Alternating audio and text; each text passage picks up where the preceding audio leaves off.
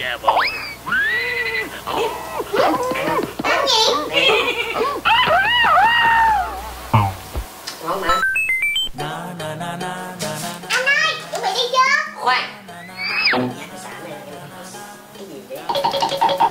Nè. Được hơn rồi đó. Sao nữa? Xin những bóng đi. Nè. Đi được chưa?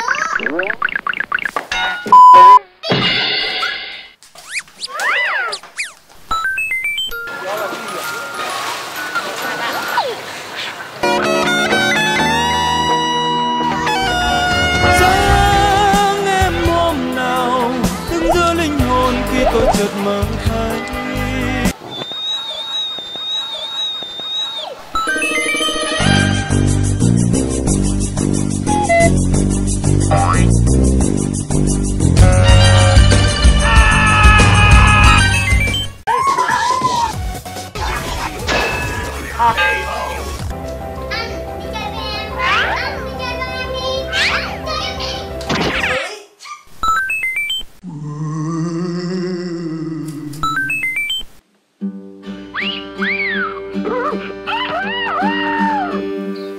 Chào em.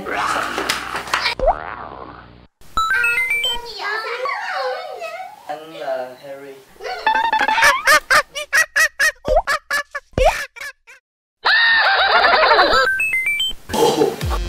Bự quá. Ngon quá.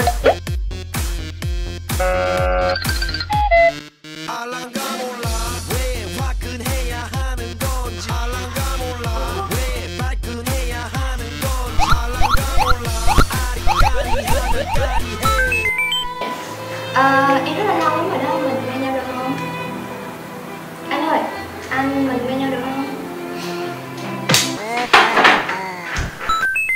Em à, mình đi chơi xếp hình đi. Xếp sáng sớm ai mà lại xếp hình? Xếp đi mà, anh xếp hình nhiều kiểu lắm. Em thích. Được. Ê, anh hôm nay em một cục, anh một cục, mình xếp tới mai.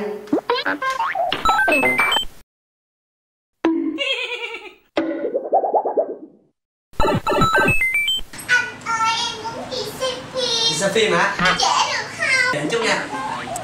Mẹ ơi, cho đi xem phim nhá. Xem phim nhá. Giờ muốn sao?